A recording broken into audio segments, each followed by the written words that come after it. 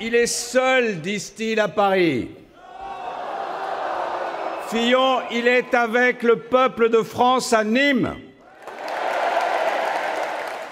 Il est à Nîmes avec Jean-Paul Fournier, avec Franck Proust, avec Yvan Lachaud, avec Max Roustan, mais aussi pour l'Hérault, avec Élie Abou, avec François Comène, avec Stéphane Rossignol, pour la Lozère, avec Pierre Morel à l'Huissier, pour les Pyrénées-Orientales, avec François Calvet, avec Jean-Marc Pujol, avec Marie-Thérèse Sanchez, pour le Vaucluse, avec Alain Millon et Alain Dufaux, pour les Bouches-du-Rhône, avec Valérie Boyer, avec Guy Tessier, avec Dominique Tian, avec Bernard Renès, et puis Damien Abad, Luc Châtel, Caroline Cailleux, Éric Ciotti et tous ceux qui sont ici, dans cette salle, avec moi, pour conduire la bataille vers la victoire.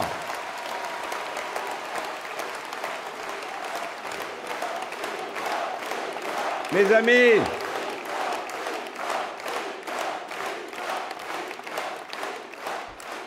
amis, vous avez devant vous un combattant. Que celles et ceux qui ont du cran se lèvent.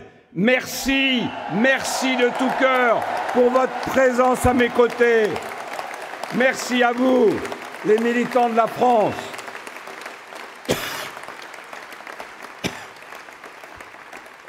Merci, cher Jean-Paul, de m'accueillir chez toi et chez vous.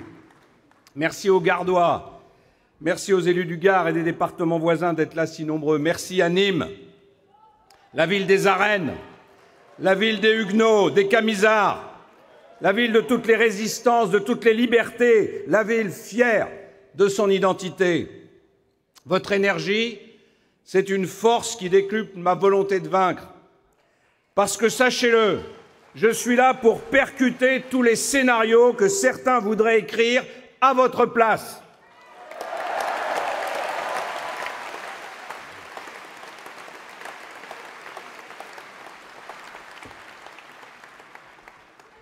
On m'attaque depuis des semaines, avec une violence sans commune mesure, avec les faits qui me sont reprochés et sur lesquels j'ai répondu point par point.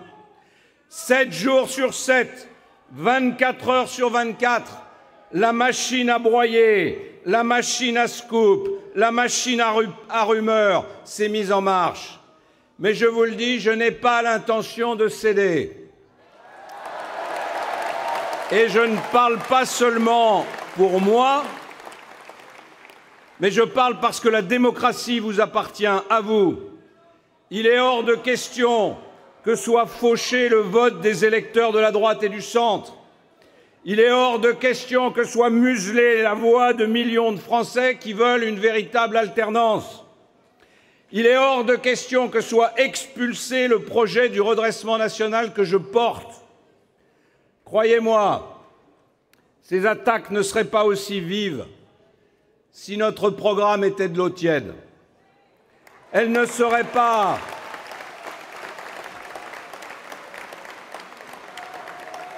Elle ne serait pas si brutale si j'étais le candidat de ce microcosme qui n'aime la droite et le centre que lorsqu'il marche à l'ombre. Mais voilà, moi je dénonce ouvertement le déclin, la faillite, la bureaucratie, le laxisme, le communautarisme, le totalitarisme islamique. Mais je ne suis pas seul.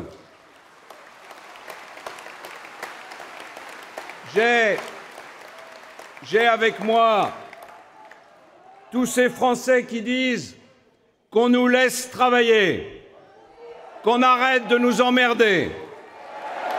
J'ai avec moi ces entrepreneurs, ces agriculteurs, ces artisans qui sont découragés par tant de charges, de réglementation et de contrôle. J'ai entendu la voix de ces jeunes qui se cassent les dents sur les rigidités du marché du travail. Je suis le porte-parole de celles et ceux qui veulent affirmer les valeurs françaises.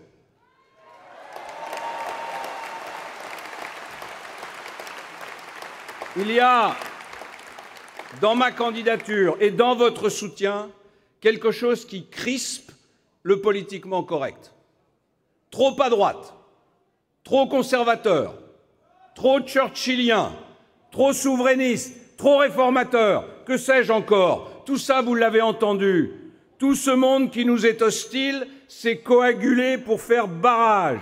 Alors n'ayez pas peur, ne vous excusez pas. Nous avons nos convictions et il se trouve que ce sont aussi les convictions de tout un pays qui, au fond de son âme, sent que l'heure est au véritable choix.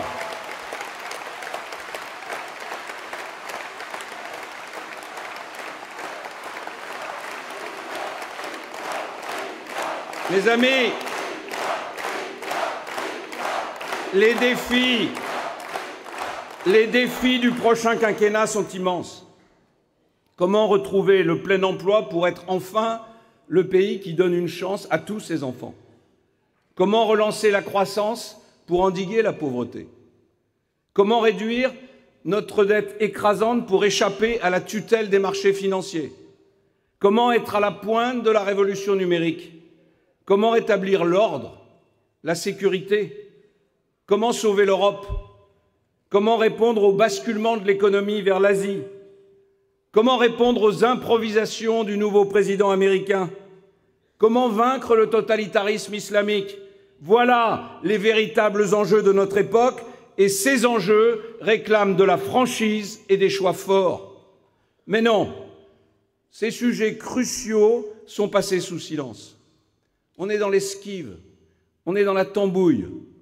Mes adversaires égrènent leurs promesses illusoires. Hausse des salaires sans compter, nouvelles dépenses sans complexe, création d'emplois publics à gogo, retraite à 60 ans, 32 heures, retour du franc, tout y passe. Mais moi, je vous parle du destin de la France. Et je n'entends parler que des petites opérations politiques. Hamon a fait son pas de deux entre Mélenchon et les écologistes. Et puis nous avons assisté à une très médiatique étreinte entre deux girouettes, Macron et Bayrou, les gondoliers de la politique.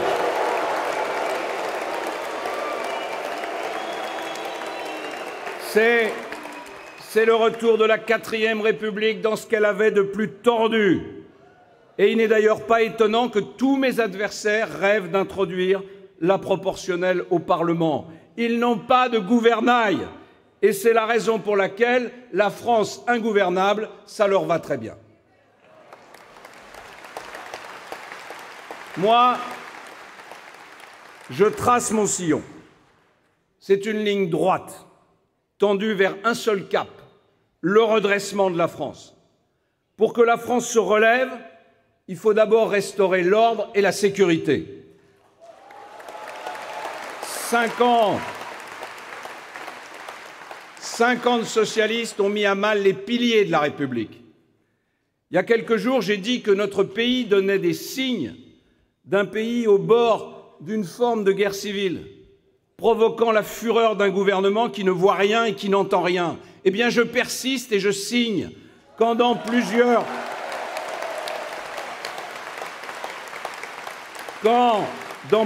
quartiers, des gangs ont sous la main toutes les armes de guerre possibles, quand des intégristes imposent leurs règles aux habitants, quand des fanatiques français projettent des attentats kamikazes, ce ne sont pas des tristes réalités, c'est une faille béante dans notre République.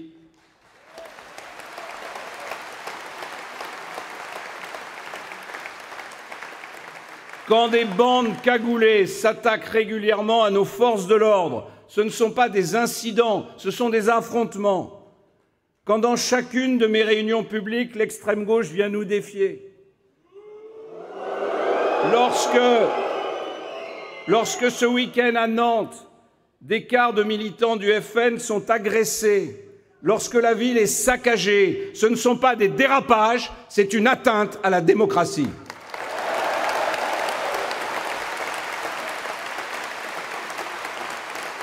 Ça n'est pas un hasard si cela s'est déroulé à Nantes, où le gouvernement a laissé une zone de non-droit s'installer à Notre-Dame-des-Landes. en refusant de faire évacuer les zadistes malgré toutes les décisions de justice et un référendum local. Oui, j'affirme qu'il y a dans notre pays un climat de violence dangereux et qu'il serait temps que le gouvernement tape du poing sur la table. Il faut rompre avec cette culture de la violence qui casse toute fraternité, qui oblige nos concitoyens à baisser les yeux en rentrant chez eux. Il n'y a pas de liberté sans sécurité. Les voyous doivent être sanctionnés, les peines doivent être exécutées. Oui, pour cela, je relancerai la construction de 16 000 places de prison interrompues par Madame Taubira et le gouvernement de François Hollande.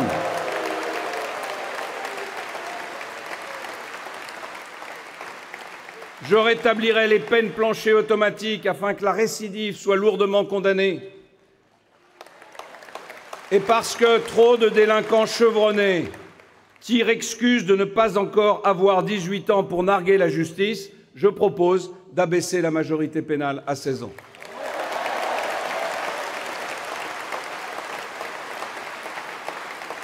Il faut soutenir les forces de l'ordre dans leur travail, au quotidien, et pas seulement dans les cérémonies. Elles sont engagées dans un travail extrêmement difficile et elles paient jusque dans leur chair le prix des fonctions exercées pour nous protéger. Plus de 10 000 policiers, gendarmes, pompiers sont blessés chaque année et une dizaine d'entre eux trouvent la mort. Respect. Je veux du respect pour ces hommes et ces femmes qui font leur devoir.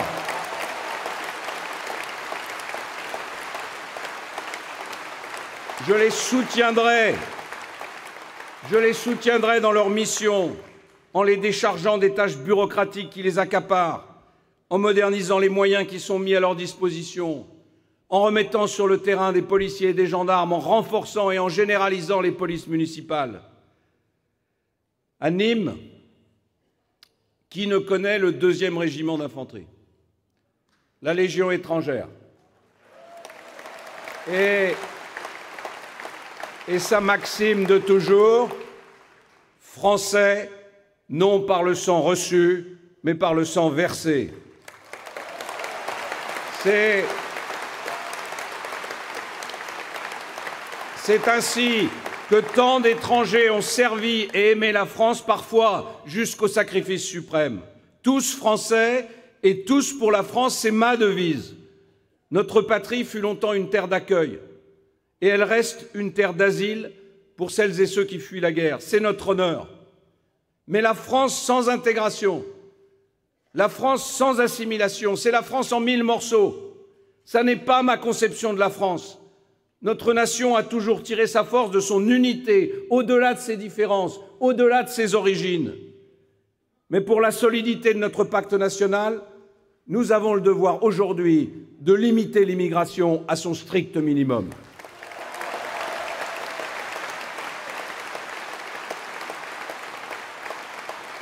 Je veux que notre politique d'immigration soit fixée chaque année par des quotas stricts, établis par le Parlement, en fonction de nos capacités d'accueil et de nos besoins économiques. La procédure d'examen des demandes d'asile doit être plus rapide et ceux qui sont déboutés doivent être systématiquement expulsés.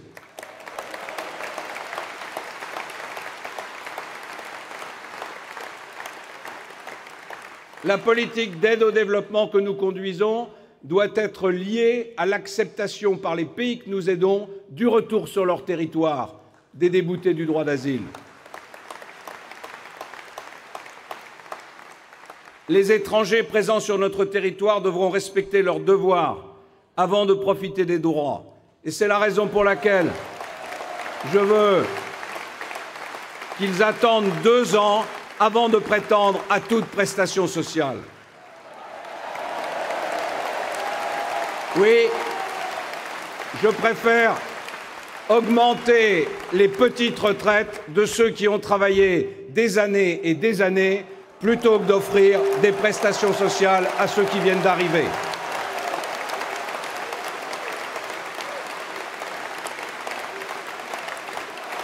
Il y a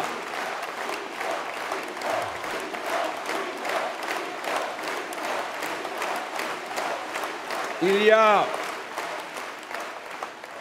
un sujet totalement laissé de côté pendant cette campagne présidentielle. C'est le terrorisme. Ce week-end, François Hollande a cru bon de se vanter auprès du président américain en affirmant que personne chez nous ne prenait d'armes pour tirer dans la foule.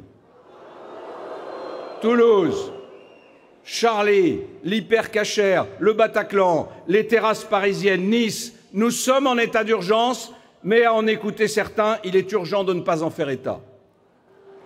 Moi, j'en parle. Et j'en parle fort, en affirmant que nous sommes confrontés à un totalitarisme islamique, c'est-à-dire à une idéologie radicale, structurée et expansionniste. Contrairement à ceux qui temporisent, à ceux qui hésitent, je serai d'une détermination totale.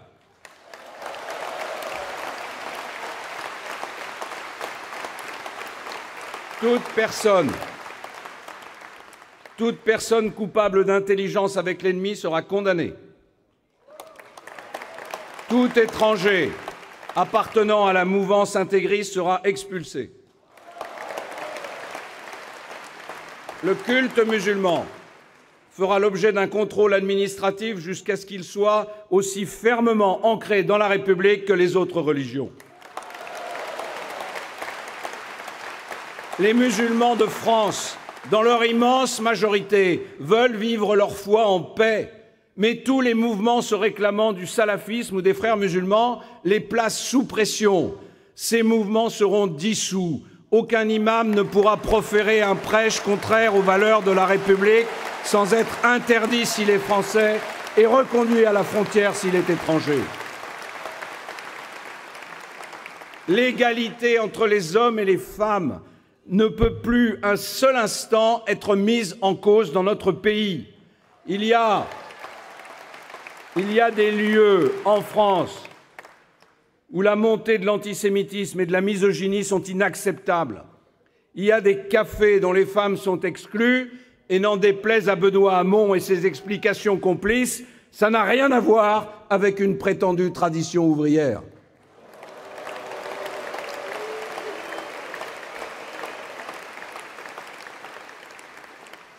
Face à tout cela, l'école de la République doit être renforcée.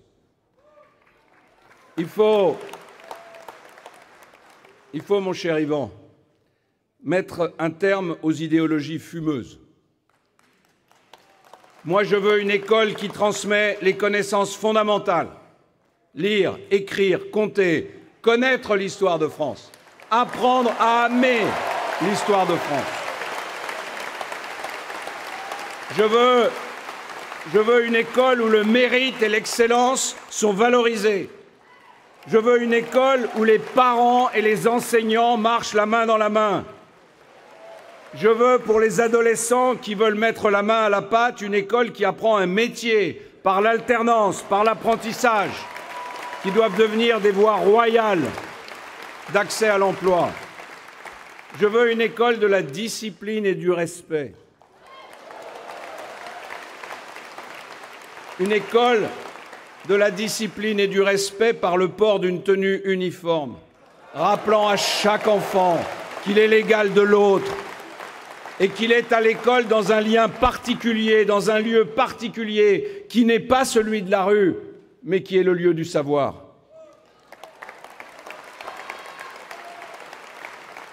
La famille doit être défendue et respectée.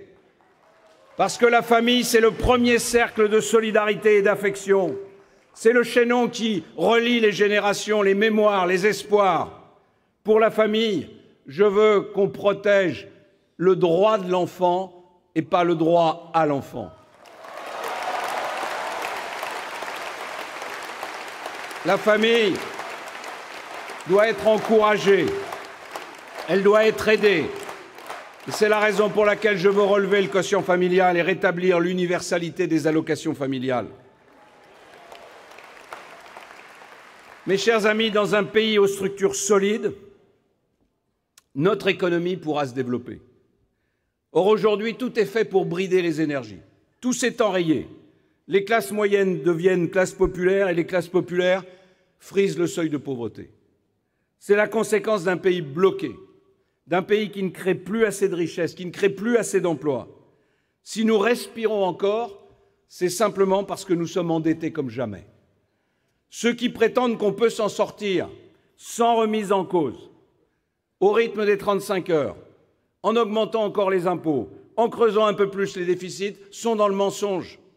Mon projet, vous le savez, il a un fil rouge. C'est le fil rouge de la vérité et de la liberté.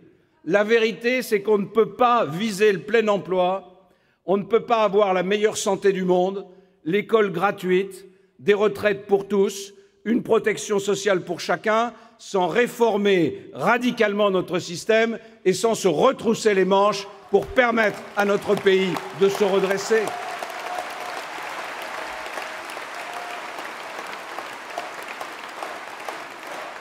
Il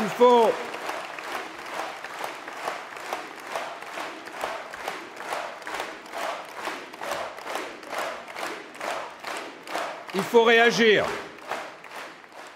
Et pour moi, la liberté, qui, je le rappelle, est la première valeur de notre devise, c'est la plus belle et c'est la plus efficace de nos armes pour conquérir le développement économique et social. La liberté, c'est la plus belle parce qu'elle éveille en l'homme cette part d'audace qui le grandit face à la fatalité. C'est la plus efficace parce que la liberté, c'est une rupture qui repousse les frontières du progrès. Alors mon objectif est clair, c'est l'emploi, l'emploi, l'emploi. Et pour cela, je prendrai tous les risques. Oui, je supprimerai les 35 heures. Oui, je concentrerai le Code du travail sur les principes fondamentaux et je laisserai le reste à la négociation collective. Oui, je diminuerai de 40 milliards les charges qui pèsent sur les entreprises et sur les exploitations agricoles. Je défendrai nos industries. Je me battrai pour l'agriculture française. J'ai grandi dans la Sarthe, au milieu des agriculteurs. Je connais la vie des agriculteurs. Je connais celle des éleveurs. J'ai entendu cet après-midi le témoignage de vos viticulteurs. C'est une vie faite de sacrifices et d'un amour pudique pour la nature. J'ai vu leur monde se transformer au cours des dernières décennies. On ne peut pas fermer les yeux sur le drame que vive aujourd'hui le monde agricole, où l'on travaille 2 fois 35 heures par semaine, sans arriver parfois à se verser un salaire à la fin du mois. Pour les agriculteurs, je veux aussi la baisse des charges des entreprises. Car oui, les agriculteurs sont des entrepreneurs. Ce ne sont pas des paysagistes, c'est des entrepreneurs modernes. Il faut aussi la vérité sur les prix, afin que leurs marges ne soient plus accaparées en silence par d'autres. Et c'est la raison pour laquelle je veux l'éthique à l'étiquette, c'est-à-dire la transparence du prix d'achat aux agriculteurs sur le prix de vente des produits frais. Je veux libérer les agriculteurs des réglementations sanitaires et environnementales qui se rajoutent en France aux réglementations européennes. Je veux créer un compte épargne aléas climatiques très simple, alimenté pendant les années de bonne récolte et utilisable en cas de perte d'exploitation. Et puis enfin, oui, je veux négocier franchement et sérieusement avec la Russie pour lever cet embargo qui brise notre agriculture.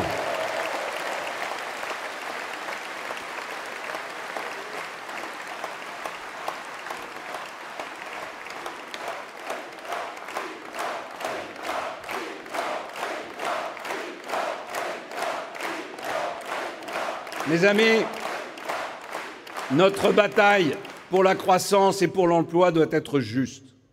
Et c'est la raison pour laquelle je veux diminuer de façon considérable les cotisations salariales pour que le salaire net augmente et se rapproche du salaire brut. Je veux revaloriser les petites retraites pour 4 millions de retraités. Je veux augmenter de 10% les petites pensions de réversion. Et tout cela sera rendu possible par l'augmentation progressive de l'âge de départ à la retraite. Parce qu'on ne luttera pas contre la dette et les déficits sans moderniser notre système public. Luc l'a dit tout à l'heure, nous avons près de 6 millions d'agents publics. C'est plus que l'Allemagne, qui compte pourtant 15 millions d'habitants de plus que nous. Alors oui, je propose de réduire ces effectifs de 8% sur l'ensemble du quinquennat. C'est raisonnable, c'est nécessaire. Soyons clairs, mes adversaires, c'est la bureaucratie, ce sont les déficits, ce ne sont pas les fonctionnaires qui sont dévoués et qui sont compétents. Oui, il faut profiter des opportunités qu'offre la numérisation pour moderniser les structures et les méthodes du travail. Oui, je veux qu'on passe progressivement les fonctions publiques aux 39 heures pour améliorer la productivité et le service rendu aux citoyens. Et simultanément, je veux qu'on offre aux fonctionnaires de nouvelles perspectives de carrière. Alors, mes amis, si nous sommes réunis ensemble ce soir, c'est d'abord parce que nous sommes fiers d'être Français. Parce que nous pensons avec émotion aux héros qui sont tombés pour maintenir notre pays debout. Nous aimons notre patrie, nous aimons notre histoire, nous aimons ses valeurs, sa culture. M. Macron a dit qu'il n'y avait pas de culture française, montrant qu'il n'avait rien compris à ce qui fait la France. Qu'est-ce qui nous réunit s'il n'y a pas une culture française? Qu'est-ce qui fait que nous sommes des Français? La France, ce n'est pas un hôtel international sans âme où cohabitent des individus anonymes et des communautés étrangères les unes aux autres. Nous ne sommes pas une aire d'autoroute où les citoyens du monde se croisent par hasard avant de reprendre leur route. Oui, il y a une culture française. Oui, il y a un art français. Oui, il y a une manière de penser française. Nous les recevons en héritage de tous ceux qui nous ont précédés. Et nous les conservons comme une part essentielle de nous-mêmes à transmettre aux générations qui nous suivront. Nous sommes les héritiers d'une lignée de Français qui ont su, au fil des siècles, par leur bravoure, par leur génie, hisser notre pays parmi les plus grandes nations du monde. À Alger, M. Macron a rayé d'un trait de feutre noir 130 années d'histoire commune avec l'Algérie en y substituant les mots de crime contre l'humanité. On peut regarder notre passé avec lucidité sans insulter des générations entières. Près d'1 million de rapatriés, des dizaines de milliers de harkis et les descendants de tous ces hommes et toutes ces femmes dont nombreux vivent ici, à Nîmes et dans cette région. Ces hommes et ces femmes, ils nous l'ont rappelé encore cet après-midi, ont vécu dans leur chair l'histoire passionnée et douloureuse qui lie la France et l'Algérie. Eh bien moi, je dis à M. Macron, je veux du respect pour les mémoires, du respect pour les douleurs et non pas l'instrumentalisation de l'histoire de notre pays.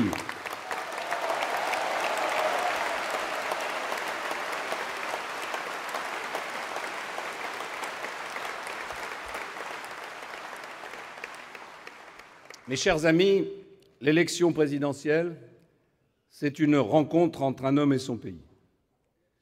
Ces dernières semaines, on a mis à l'épreuve ma vie. On la décortique. On cherche le moindre faux pas, le moindre scoop. Je dis aux Français, jugez-moi sur mon parcours. Je n'ai pas fait de grandes écoles. Je n'ai pas été banquier.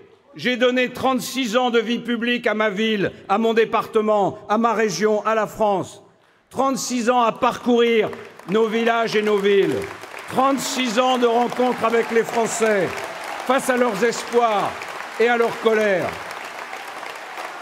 36 ans de projets, d'idées, d'affrontements intellectuels. 36 ans de combats, avec des victoires et avec des défaites. Oui, j'ai connu des salles pleines, mais j'ai aussi connu la solitude des préaux d'école en compagnie d'une poignée de militants.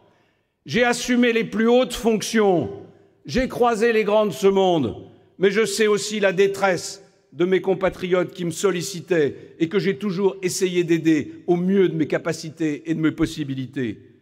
Je viens de loin. Je viens de loin. Je suis un patriote qui a donné le meilleur de lui-même. Je suis comme ces combattants balafrés qui n'ont pas appris la vie seulement dans les livres.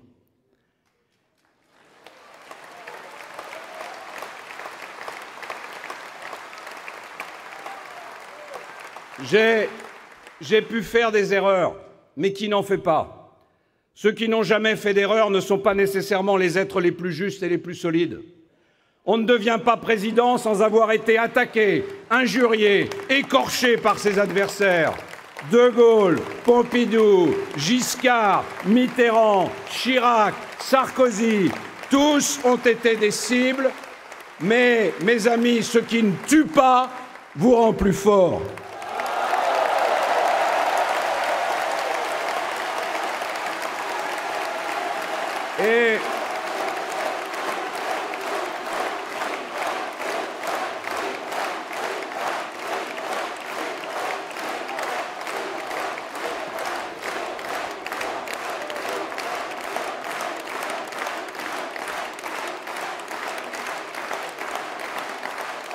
Et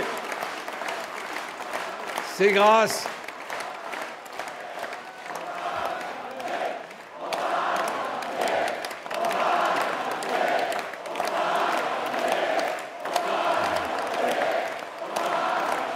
et mes amis, c'est grâce à cette force intérieure que ceux que je viens de citer ont pu assumer la conduite de la France, la 5e puissance du monde. Cette force, je l'ai en moi et je suis plus que prêt à l'utiliser au service de mon pays. J'entendais M. Macron évoquer son immaturité politique comme un gage de sa sincérité. Mais il n'y a pas de place pour l'immaturité présidentielle. La présidence normale, ça n'existe pas. La présidence branchée, c'est une illusion naïve. Le chef de l'État conduit la nation, il est comptable de sa sécurité et de sa prospérité. On ne dirige pas la France sans avoir conscience de tenir entre ses mains quelque chose de sacré. Je ne marche pas pour le pouvoir, mais pour le pouvoir de redresser la France. Et si je nous exhorte à nous moderniser comme jamais, si je nous invite à nous rassembler autour de nos valeurs éternelles, c'est que je ne connais pas d'autre moyen d'être une nation forte, une nation respectée, une nation soudée qui crée des richesses, qui protège ses enfants et qui leur offre le goût du bonheur. Alors mes amis, l'heure est importante pour la France. J'invite tous les Français qui veulent une France libre à nous rejoindre. Je donne et je donnerai tout dans cette campagne, toute ma volonté, tout mon courage, toutes mes forces. Alors aidez-moi, donnez-moi votre énergie, levez-vous, donnez-moi votre force, donnez-moi votre fierté. Et tous ensemble, nous allons gagner pour la France et pour la République.